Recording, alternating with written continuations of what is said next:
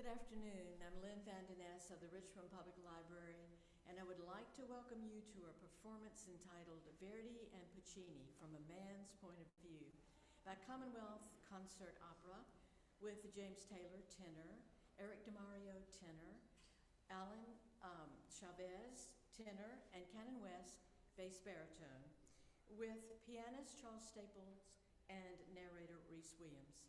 This is the 11th concert of the season in the Gellman Room Concert Series. Our next Gellman Room concert will be April 15th, 3 weeks from today. Now please join me in welcoming Commonwealth Concert Opera.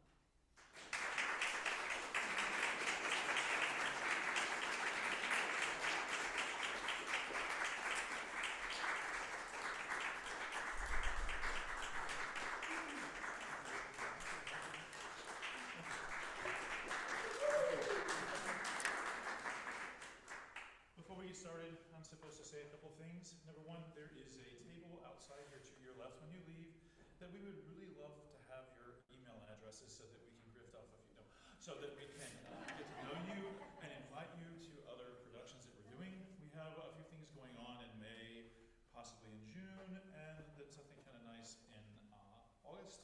And then we will have our annual Spooktacular in October, and then a Christmas deal in December. I'm James Taylor. Hi. We wanted to do something a little different. We took it kind of quickly, and we're kind of filling in. This is about two amazing Italian composers that really shifted the male voice, especially Giuseppe Verdi. Verdi takes the baritone, like I said, you'll find out in a minute. He brings us the Verdi baritone. He makes the bass a little bit more lyric and high, but he really takes the tenor somewhere new. So we thought we'd share some fun music with you today. Welcome, welcome. We're Commonwealth Concert Opera. Our tagline is "We keep it casual," as you can see. And even though we are still technically in International Women's Month, today we're giving men a little credit where credit is due. This is, the program is called From a Man's Point of View. So during the 19th century, massive change was happening in the opera world, especially with men's voices. And Verdi, along with Richard Wagner, were at the forefront of this. Verdi by turning the lyric bass into the Verdi baritone, and after Gerard Duprez's creation of the chest C, the spinto tenor. So by showcasing the male voice, we can delve into the heroine's plight by giving you a better background for what is happening to those closest to her. So we will present arias for tenor and bass from the operas of Verdi and Puccini, and bringing you the heroic aspect of this amazing music. We begin with Luisa Miller. It's an opera in 3 acts by Giuseppe Verdi to an Italian libretto by Salvatore Camerano based on the play Kabal und Liebe, Intrigue in Love, by the German dramatist Friedrich von Schiller. The first performance was in 1849. The action takes place in Tyrol during the first half of the 18th century. Luisa, the daughter of the aging soldier Miller, is in love with Rodolfo, whom they know only as a peasant, Carlo. Miller has a premonition that their relationship is doomed, and his fears are confirmed when Worm, who also loves Luisa, informs him that Carlo is Rodolfo, the son of his employer, Count Walter. The Duchess Frederica, Count Walter's niece, arrives at the castle. Now, she was once in love with Rodolfo, and now that her husband has died, she's been invited by Count Walter as a suitor for his son. So Worm tells the Count that his son loves Luisa Miller. This elicits a furious response from the Count, who vows to bring their relationship to an end.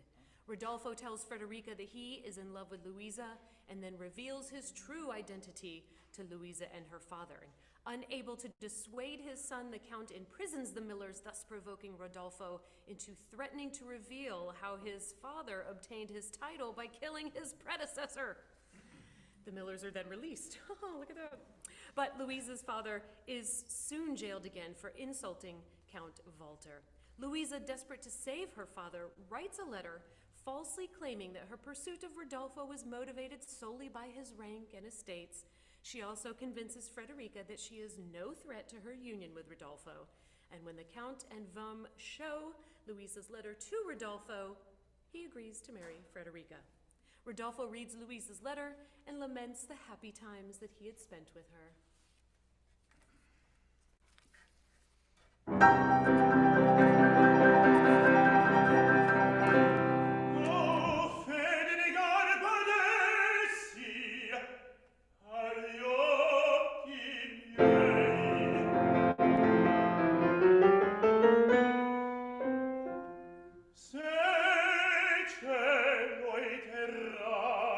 Se mortali angeli attestarmi volesser che la non erea me ne dite, io risponder dovrei, tutti me ne dite.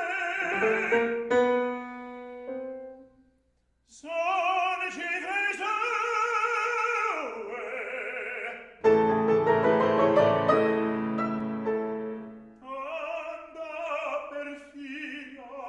Un'alma si nera, si medace, e la canobbe il padre.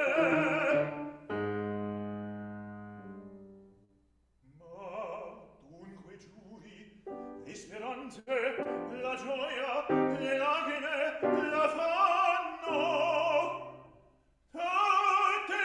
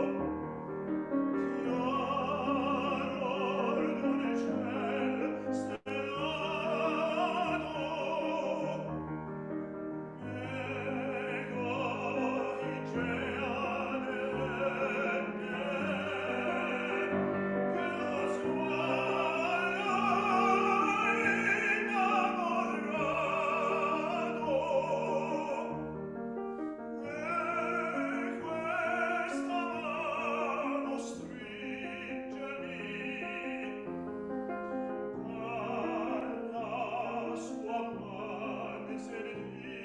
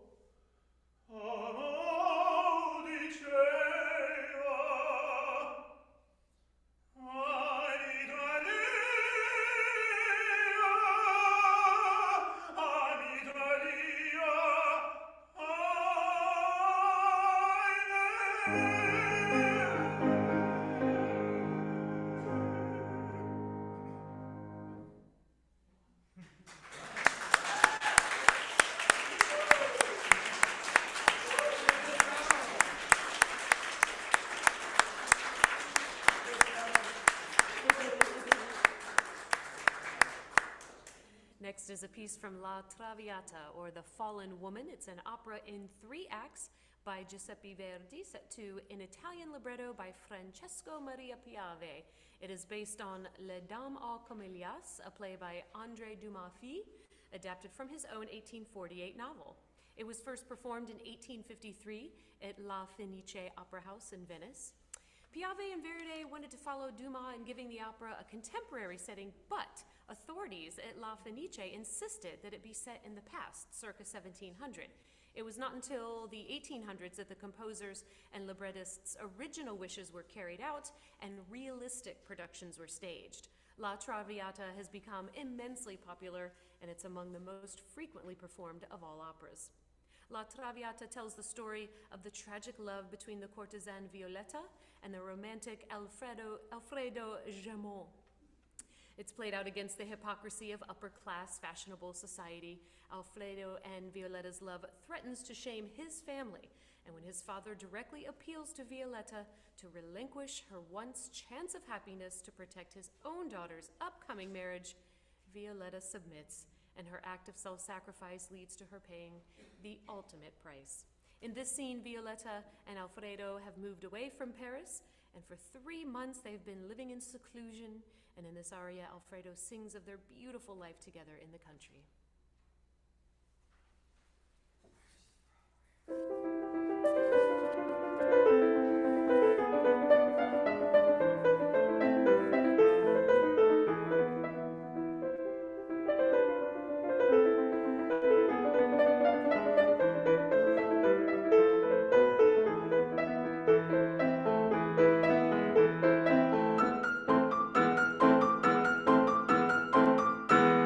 Longe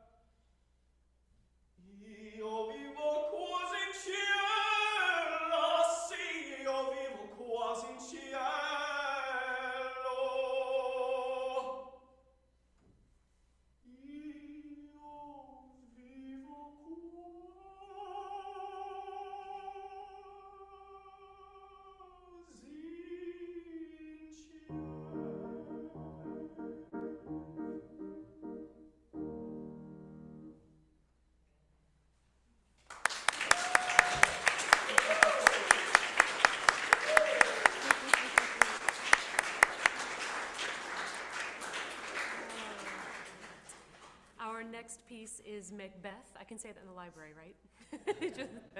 I think we're safe. It's an opera in 4 acts by Giuseppe Verdi, in an Italian libretto by Francesco Maria Pave, and additions by Andrea Maffei, based on William Shakespeare's play of the same name. It was written for the Teatro della Pergola in Florence. It was Verdi's 10th opera, and it premiered in 1847.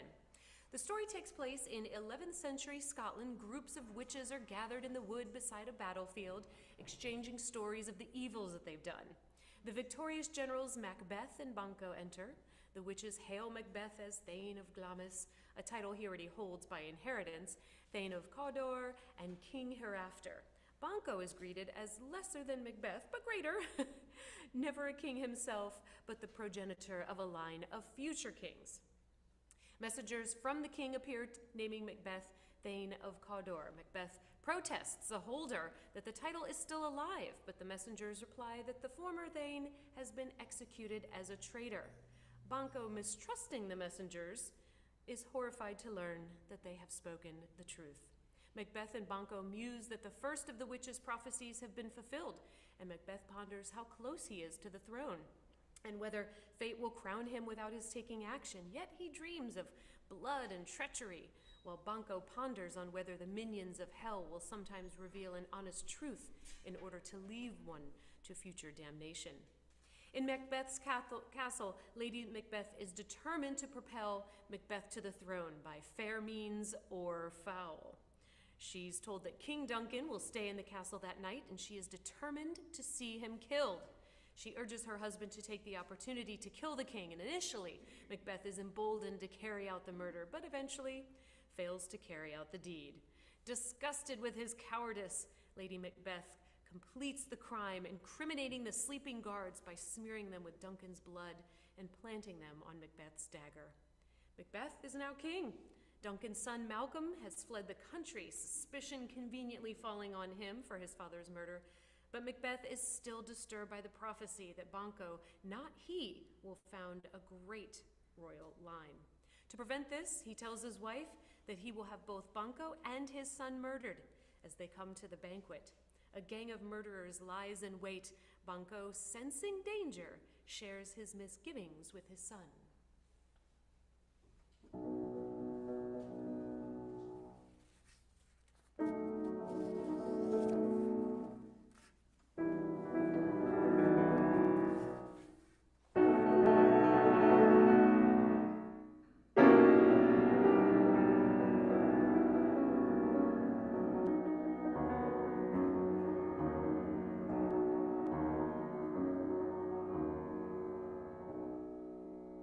Studi il passo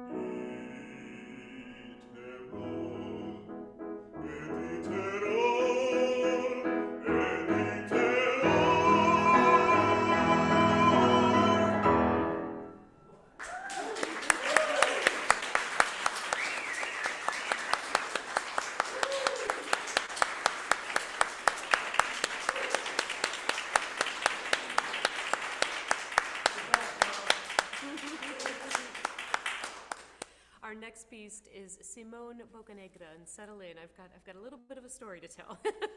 It's an opera with a prologue and 3 acts by Giuseppe Verdi to an Italian libretto by Francesco Maria Piave. It's based on the play Simone Boccanegra by Antonio Garcia Gutierrez, whose play El Trovador had been the basis for Verdi's 1853 opera Il Trovatore. The story takes place in Genoa in the 14th century. Paolo and Pietro, leaders of the plebeians, are conspiring to overthrow the aristocracy. They name the popular former pirate Simone Boccanegra as their candidate for the office of Doge, the chief magistrate of the Republic. Boccanegra accepts. He's hoping that this new position will enable him to marry Maria, the daughter of the patrician Fiesco, who he keeps her prisoner because she bore Boccanegra an illegitimate child. When Maria dies, her father swears vengeance on Boccanegra for destroying his family. And when he meets Boccanegra, he does not inform him of Maria's death. He offers reconciliation, and Fiesco promises clemency, but only if Boccanegra leads him to his granddaughter. But Boccanegra cannot do this because the child who was put in the care of a nurse has vanished. He then enters the palace and finds the body of his beloved just before crowds pour in, hailing him as the new Doge. 25 years later, the Doge has exiled many of his political opponents and confiscated their property. Among them is Fiesco, who has been living in the Grimaldi Palace but using the name Andrea Grimaldi to avoid discovery and plotting with Boccanegra's enemies to overthrow the Doge. The Grimaldis have adopted an orphan child of unknown parentage after discovering her in a convent. They call her Amelia, and they're hoping she would be the heir to the family's fortune, with their sons having been exiled and their own baby daughter having died. So Amelia is now a young woman. She is awaiting her lover, Gabriel Adorno. She suspects him of plotting against the Doge, and when he arrives, she warns him of the dangers of political conspiracy. Word arrives that the Doge is coming, and Amelia, fearing that the Doge will force her to marry Paolo, who's now his counselor, urges Adorno to ask her guardian, Andrea, in reality Fiesco, for permission to marry them. Fiesco reveals to Adorno that Amelia is not a Grinaldi, but a foundling adopted by the family, and when Adorno says he doesn't care, Fiesco blesses the marriage. Boccanegra enters and tells Amelia that he has pardoned her exiled brothers, and she tells him that she is in love, but not with Paolo, with whom she refuses to marry. Boccanegra has no desire to force Amelia into a marriage against her will, and she tells him that she was adopted, and she shows a picture that she has in a locket of her mother, and Boccanegra realizes that she is his long-lost daughter. Finally reunited, they are overcome with joy, but soon after, Paolo arrives to find out if Amelia has accepted him, and Boccanegra has to tell him that the marriage will not take place. Of course, Paolo is furious, and he arranges for Amelia to be kidnapped. The Doge enters his counselors to make peace with Venice, but he is interrupted at the sounds of a mob calling for blood. Paolo suspects that his kidnapping plot has failed, and the Doge prevents anyone leaving the council or chamber and orders the doors to be thrown open, and a crowd bursts in, chasing Adorno. Adorno confesses to killing Lorenzino, a plebeian who has kidnapped Amelia, claiming that he did so by the orders of a high-ranking official. Well, Adorno assumes that he is talking about Boccanegra, but this is not actually what happens, and he's about to attack him when Amelia rushes in and stops him. She describes her abduction and her escape, but before she is able to identify her kidnapper, more fighting breaks out. Boccanegra establishes order and has Adorno arrested for the night. Realizing that Paolo is responsible for the kidnapping, Boccanegra places him in charge of finding the culprit. He then makes everyone, including Paolo, utter a curse on the kidnapper. Paolo has imprisoned Fiesco. Determined to kill Boccanegra, Paolo pours a slow-acting poison into the Doge's water and then tries to convince Fiesco to murder Boccanegra in return for his freedom. But Fiesco refuses. Paolo next suggests to Adorno that Amelia is the Doge's mistress, hoping Adorno will murder Boccanegra in a jealous rage. And Adorno is furious.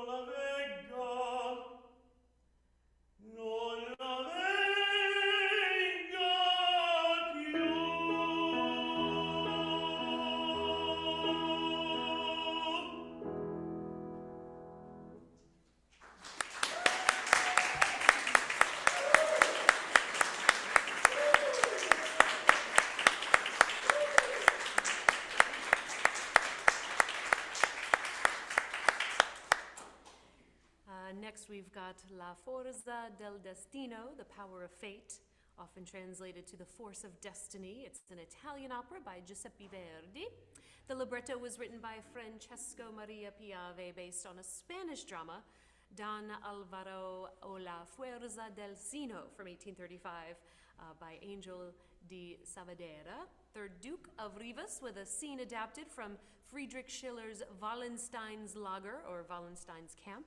It was first performed in the Bolshoi Kameny Theater of St. Petersburg, Russia in 1862.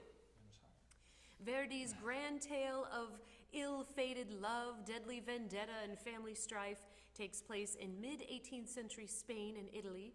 Don Alvaro, a young nobleman from South America, falls in love with Leonora, daughter of the Marquis of Calatrava, who is vehemently against the union. Even though she's filled with tender regard for her father, who until now has always been kind to her, Leonora is ready to give up family and country in order to elope with Alvaro, and aided by her confidant Cura, she prepares to leave. But when Alvaro arrives to fetch her, she hesitates and she begs for one last day with her father. Alvaro is stunned and releases her from their engagement, saying she can't love him as much as he loves her. I don't know if he's hurt or more passive-aggressive, you decide. Leonora relents and they agree to escape as planned, but at that moment, the Marchese suddenly enters and discovers the couple together, and assuming the worst, he draws his weapons and threatens the young man with death.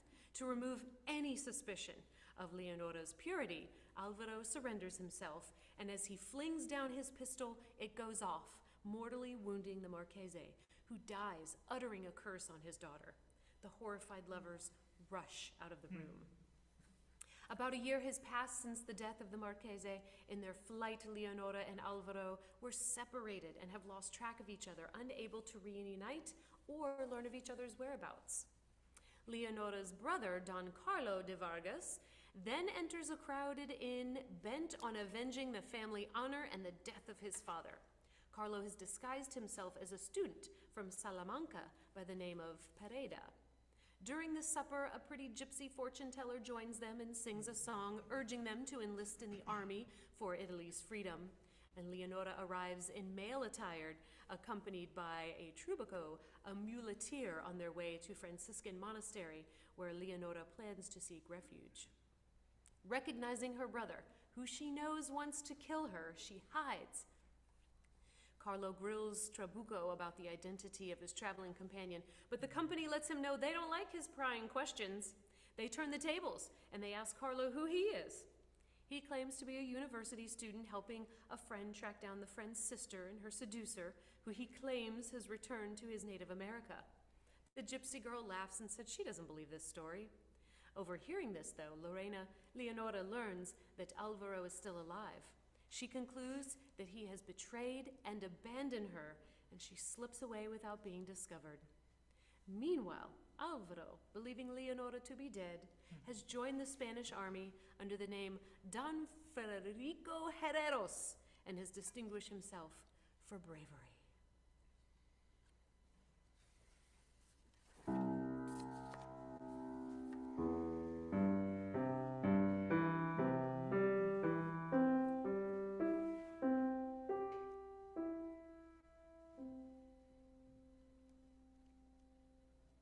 La vita inferno all'infelice, invano morte desio.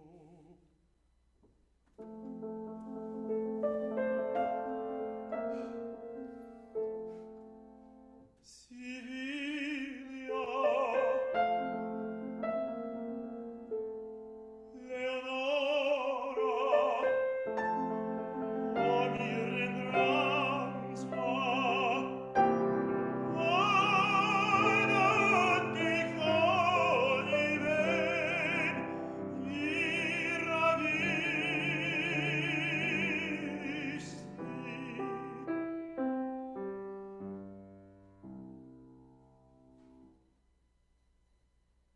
sarò infelice eternamente, è scritto.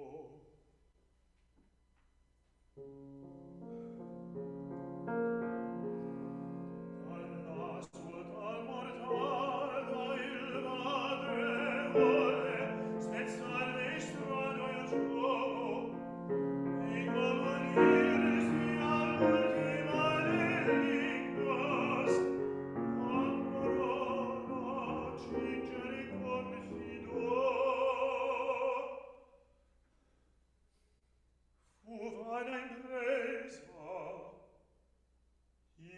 carcere navi, meno cave diserto, sul filo verde iota, i via legale stirpe, e i miei parenti sognarono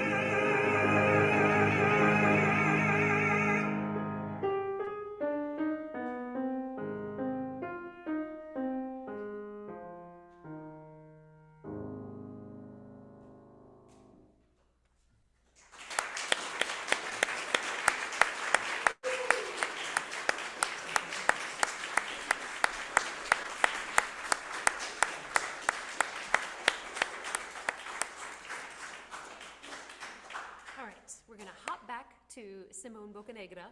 This is to the beginning of the opera before Boccanegra becomes Doge. So this is when Paolo and Pietro are conspiring to overthrow the aristocracy, and they name him as their candidate for the office of Doge. And as we mentioned earlier, Boccanegra accepts because he wants to marry Maria, who has found herself in a family way, we'll say.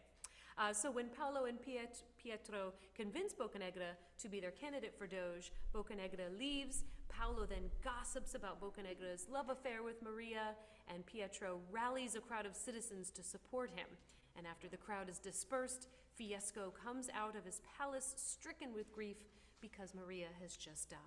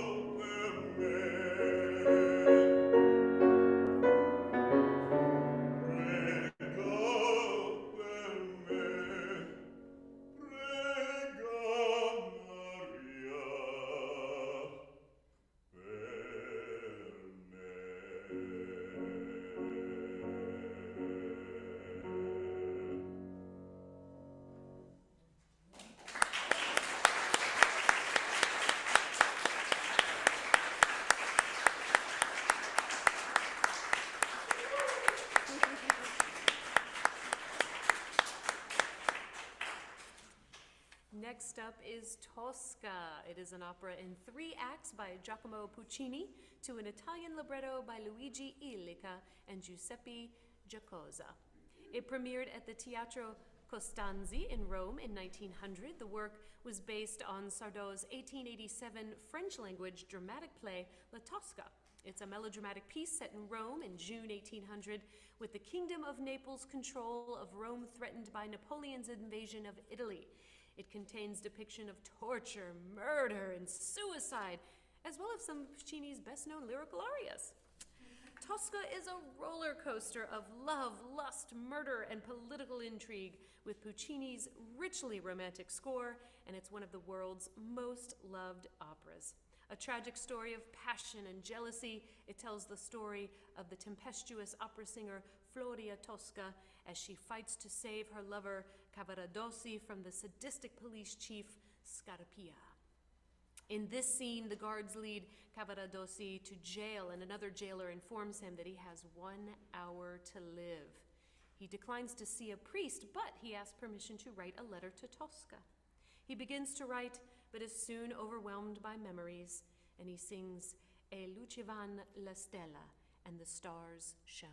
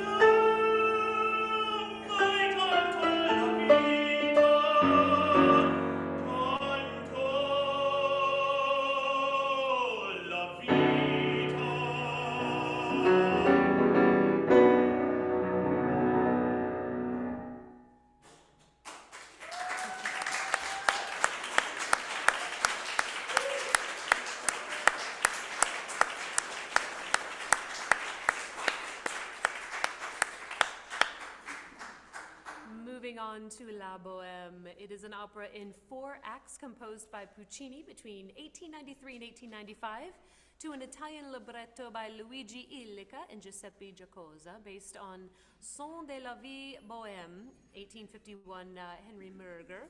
The story is set in Paris around 1830 and shows the bohemian lifestyle, known in French as La Bohème, of a poor seamstress and her artist friends.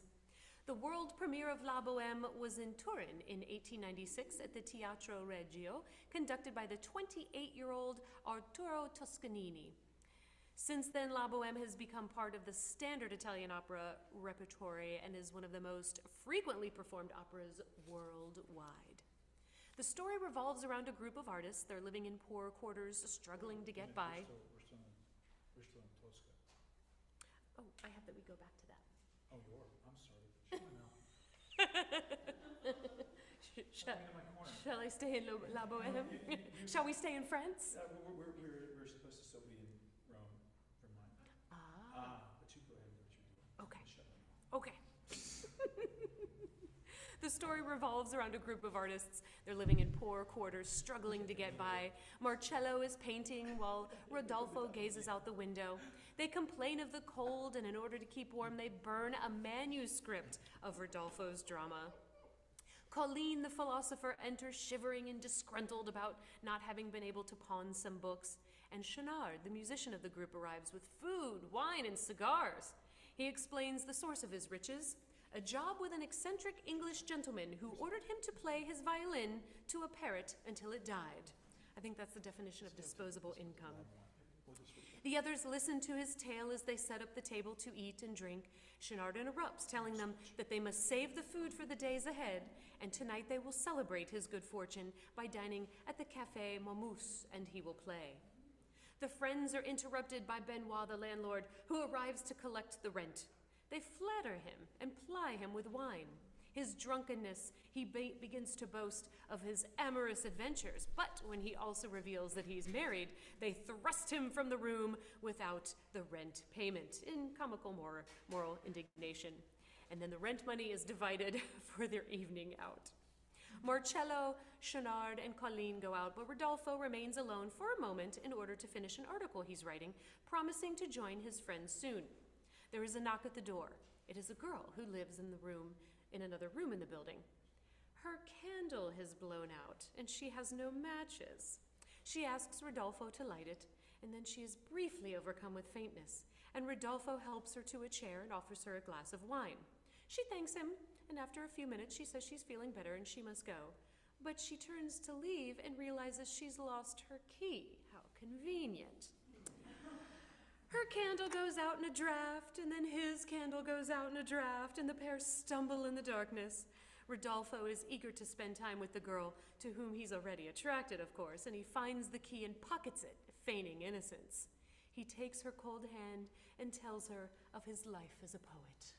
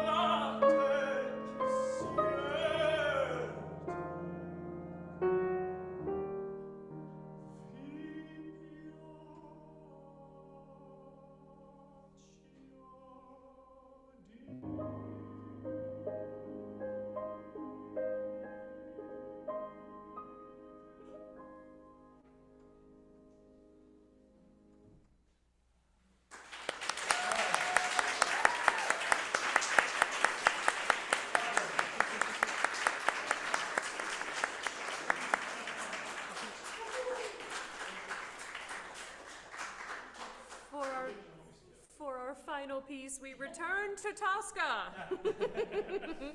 We return to an earlier scene when the painter Mario Cavaradossi arrives to work and continue on his piece of Mary Magdalene. The sacristan identifies a likeness between the portrait and a blonde-haired woman who's been visiting the church recently. Unknown to him, it is Angelotti's sister, the Marchesa. Cavaradossi describes the hidden harmony in the contrast between the blonde beauty in his painting and his dark-haired lover, the singer Floria Tosca.